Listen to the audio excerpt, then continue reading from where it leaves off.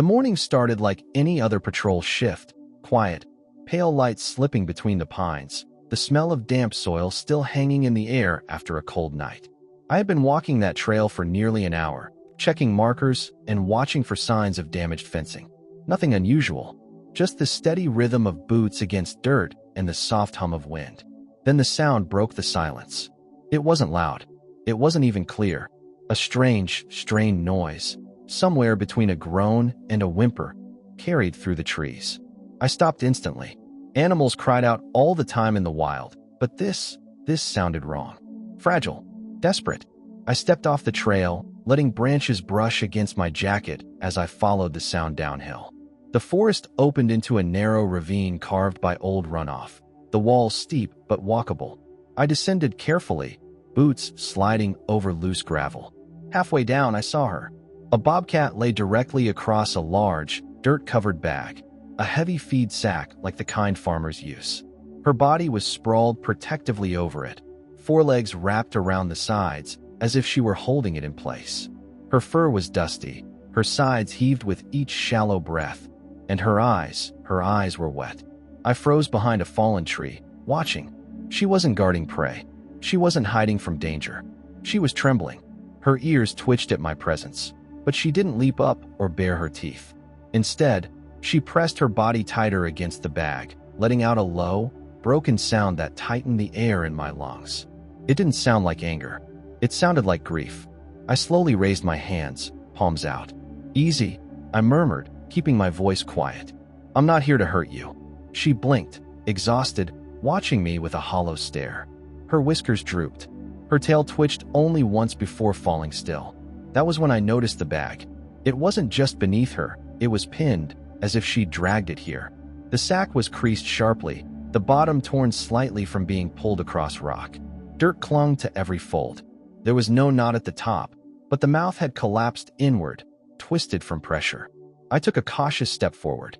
She let out a warning chirp, soft but pleading, and pressed her head against the bag, as if asking me not to take it. Something inside me shifted.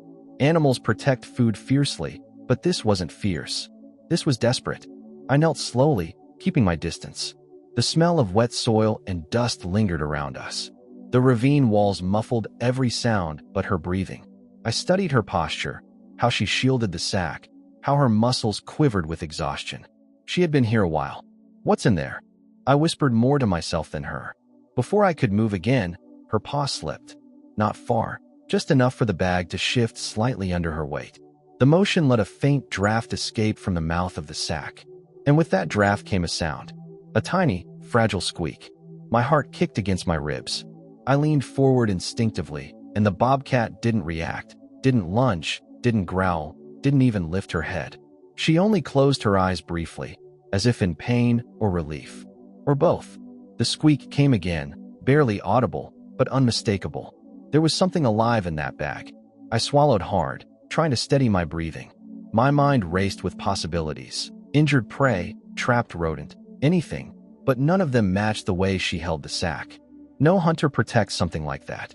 I shifted slightly to the side for a better angle. The bobcat followed my movement, her gaze sharp but not aggressive. She looked at me the way a cornered animal does, not fearing for itself, but for something more important. She pressed her cheek against the top of the sack and let out another trembling cry. That's when everything clicked. She wasn't guarding prey. She was trying to save whatever was inside. And from the faint, shaky sounds coming from the bag, it needed saving fast. I stayed completely still after hearing that faint squeak, letting the moment settle before making another move. The bobcat didn't shift away from the bag. If anything, she pressed closer to it, her ribs expanding in shallow, uneven breaths. Her eyes never left me, but something in them had changed. Less fear, more pleading. I took a slow breath and lowered myself to a crouch. The gravel slid under my boots, and the tiny sound made her ears twitch, but she didn't rise or bare her teeth. She looked exhausted, beyond exhausted, as if every muscle in her body had been used to drag that bag as far as she had. "It's okay," I whispered, more for me than for her. "Let's see what you're trying to protect." The mouth of the bag was crumpled inward, stiff with dirt, but not knotted. If I could loosen the folds without sudden movement, she might let me. I slowly extended my hand toward the top, making sure she saw every inch of the motion. She didn't growl, didn't pull the bag away. Instead, she lifted her head just a little, revealing a patch of the sack I could reach more easily. My fingers brushed the rough fabric. The bag was cold and damp, but something warm shifted inside at the slightest touch. Another small sound, too weak to tell if it came from fear or hunger. I eased the opening wider, careful not to jerk or make any noise that might startle her. The mouth of the sack peeled back just an inch, then another. A warm wave of stale air escaped, earthy and slightly sour. Then I saw it. A tiny, spotted body curled tight against another. Two bobcat kittens, no older than a few weeks, pressed together inside the bag. Their fur was matted with dirt, their breath shallow. One moved its paw weakly against the cloth, claws barely visible. The other didn't move at all. The mother let out a sound so soft and broken it barely vibrated the air. She lowered her head toward the bag, her whiskers trembling as she nudged one of the kittens with her nose. I felt a cold shock run through me. "Oh no, you poor thing." The kitten closest to me had a long scrape along its hind leg, the skin bruised and tender, clumps of fur missing. The wound wasn't deep enough to be fatal, but it looked fresh enough to match a rough, slide-down rock. The second kitten was limp, its head lolling slightly. I placed 2 fingers gently against its side. A breath, weak but steady. I looked back at the mother, her ears pinned flat, not in aggression but in fear. Real fear. Fear that I might take the kittens away from her. "I'm not taking them," I said quietly. "I'm helping." She blinked slowly, her breath rattling in her chest. Then, with a trembling motion, she pushed herself upright. For a moment she stood, legs shaking, barely holding her weight. She staggered once, catching herself on the edge of the bag. That was when I noticed the dirt smeared across her flank. Not just surface dust, but streaks of mud mixed with fine gravel. Her paws were scraped raw. 2 claws were chipped. She had been digging hard. A dread crawled up my spine. I rose to my feet and carefully scanned the ravine walls. The incline was steep, carved by water long ago. But near the far end, where the hill rose sharply, the soil looked different, fresh, disrupted. A section of the slope had collapsed recently, the earth darker and softer. A landslide. My stomach tightened as understanding hit. The kittens hadn't been placed in the bag today. The bag had likely been part of the mother's den. Old feed sacks were common bedding material in these hills. When the slope gave way, the den must have collapsed. The entire structure could have slid downward, kittens and all, trapped in the bag as it tumbled.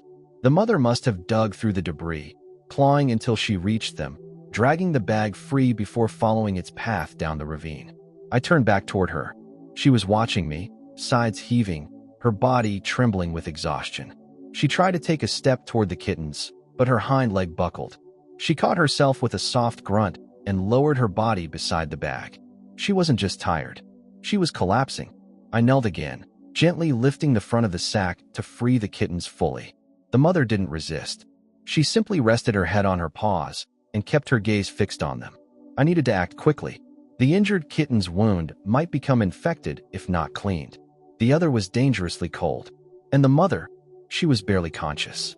But the slope above us shifted softly, a faint slide of pebbles. I froze. The ground wasn't settled yet. Another collapse could happen. I looked at the kittens, at the mother, at the unstable slope.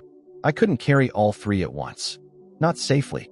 The mother's eyes fluttered, then refocused on me with a look that tore something open inside my chest. She trusted me now, and that trust meant I had to move, and fast. The air felt heavier the moment I realized the slope above us wasn't stable. Every few seconds, a pebble slipped somewhere up the hillside and clicked its way down the ravine walls. The mother bobcat's ears twitched at each sound, but she was too weak to rise again. The kittens let out faint, uneven breaths, their tiny bodies pressed against the torn fabric of the sack. We didn't have minutes, we had seconds.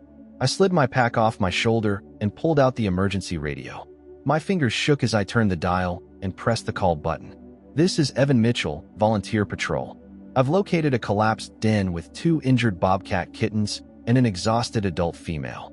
We're in the South Ravine off Marker 17. The slope is unstable, possible second slide. I need immediate assistance." Static hissed, then a voice cut through. Copy that, Evan. We've got a team prepping now, but the road to 17 is blocked by last night's rockfall. You'll need to move to higher ground. Can you relocate the animals safely? I looked at the kittens. One was barely conscious. The mother couldn't walk more than a few steps. I'll try, I said, but the adult's in bad shape. Do what you can. We'll approach from the ridge on foot. Stay safe. The radio clicked off. I exhaled shakily. Moving them was the only option. I reached into the sack and lifted the stronger kitten first, tucking it gently against my chest inside my jacket to keep it warm. The smaller one I wrapped in a soft cloth from my pack and cradled in my other arm. The mother watched every movement, her pupils wide. When I stood, she pushed herself up with a trembling effort, stumbled, then forced herself to her feet again. She wasn't letting her kittens out of her sight. Come on, I said softly. Just follow me. We can't stay here. I stepped backward up the ravine, careful not to kick loose any stones. The mother bobcat limped after me, her legs shaking violently. More small pebbles slipped from above, bouncing off her back. She didn't flinch. She just kept moving, keeping pace as best she could. Halfway up the incline, the ground shuddered. A deep, guttural vibration pulsed through the earth, traveling straight up my legs. I froze. The mother froze too, pressing low to the ground. Then a crack ripped through the quiet. A section of the slope high above us gave way, spilling a cascade of dirt and stones that clattered down the ravine wall. It wasn't a full slide, but it was a warning, a violent reminder that the entire hillside was ready to collapse. Move, I whispered, more urgently than I meant to. We scrambled upward, my boots slipping on loose gravel. The mother struggled behind me, nearly falling when a rock slid out from beneath her paws. I turned, crouching slightly. You've got this, I murmured. Just a little farther. She blinked slowly at me, then pushed forward with what little strength she had left. When we reached a flatter patch near a cluster of large boulders, I led her behind them into a narrow gap, barely wide enough for me to fit through sideways. But inside, the rock overhead formed a natural shelter, protected from falling debris. This'll work, I whispered. I knelt and set the weaker kitten down first, keeping it wrapped in cloth. Its small chest fluttered unevenly. I rubbed its side gently, trying to stimulate its breathing. The stronger kitten stirred inside my jacket, letting out a faint mewl. The mother crawled into the shelter, lowering herself beside the weaker kitten. She nudged it with her nose, then pressed her body around both babies once I placed the stronger one beside her. She curled protectively around them, her front paws trembling but steady. Another tremor rolled through the ground, softer this time, but enough to shake dust loose from the rocks above. The mother lifted her head, ears twitching, then lowered it again without panic. She trusted this space, and maybe she trusted me. I sat with my back against the boulder, radio in hand, scanning the ridge for movement. If the rescue team was on foot, they'd need time. Time we might not have. Rescue approaching from the north ridge. The radio finally crackled. Hold position. We're 20 minutes out. 20 minutes felt like a lifetime. I checked the kittens again. Both were breathing, weakly, but breathing. The mother's eyes were half closed now, exhaustion stealing her consciousness in slow waves. Still, she didn't loosen her grip on her babies. The ground shifted once more, just enough to make my heart jump. But the rocks above us held. We're gonna make it, I whispered. The shelter was barely large enough for all of us, but in that moment it felt like the only safe place left on the entire mountain. Outside, the hillside groaned under its own weight. Inside, a mother bobcat pressed her face into the fur of her kittens as if anchoring them to life. All I could do was keep watch, and hope help reached us before the mountain decided to fall again. The shelter beneath the boulders felt impossibly small, but it held. For several long minutes, I listened to the hillside groan, each low rumble sending vibrations up my spine. The mother bobcat pressed her kittens close, her breath shallow and uneven, her fur dusted with falling grit. I checked the time. The rescue team still had at least 15 minutes before they would reach us, if nothing else blocked their way. The weaker kitten let out a feeble sound, barely more than a breath. I reached toward it, and the mother's eyes flicked open. She didn't growl, didn't tense. Instead, she nudged the tiny body toward my hand. It stunned me for a moment. Wild animals don't yield their young unless they're beyond exhausted, or unless something inside them decides that trusting you is safer than not. I've got you, I murmured softly. I pulled my pack closer and searched through the emergency kit. There were small gauze pads, a tube of antiseptic safe for wildlife, and a tiny syringe without a needle meant for giving water droplets to dehydrated animals. The mother bobcat watched every movement with half-lidded eyes. Her tail twitched weakly when I lifted the injured kitten into my lap. It weighed almost nothing, its bones fragile under my fingers. The scrape along its hind leg had dirt pressed deep into the wound. I held the kitten steady and dipped the corner of a gauze pad into the cleanest water I had. "This might sting," I whispered, not to the kitten, but to the mother. As I dabbed the wound gently, the kitten jerked once, but didn't cry out. I cleaned as much dirt as I safely could, making sure not to irritate the raw skin. The mother bobcat shifted closer, resting her chin beside my knee. Her whiskers brushed against my pants as if she needed to feel that her baby was still there. "You're doing amazing," I whispered to her.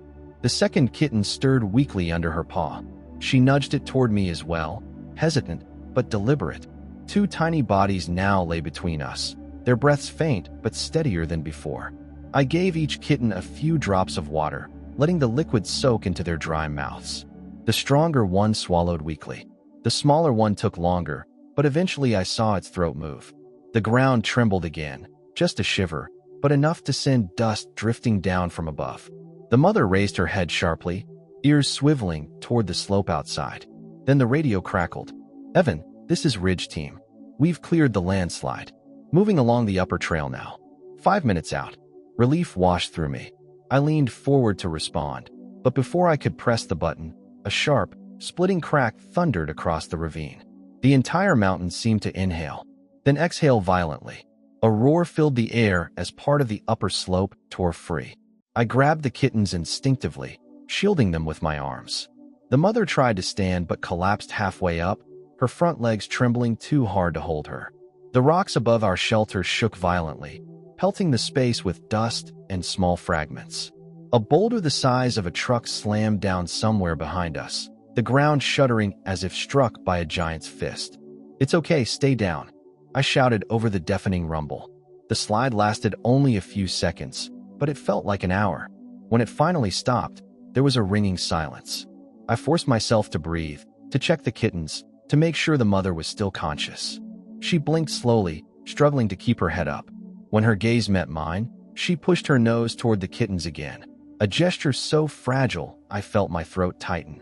"I know," I whispered. "We're almost out of this." Shouts echoed from the ridge above us.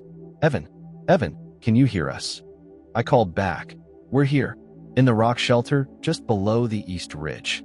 Branches snapped as boots crashed through brush.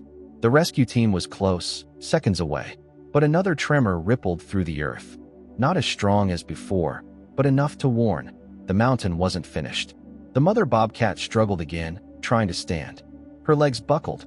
She pressed her head weakly against the ground. She wasn't going to make it out on her own. I scooped the kittens into the cloth, bundling them tightly against my chest. Then I slid one arm under the mother's front legs, lifting gently. "Come on," I urged, my voice breaking. "Just a little further. I've got you." She didn't fight, didn't panic.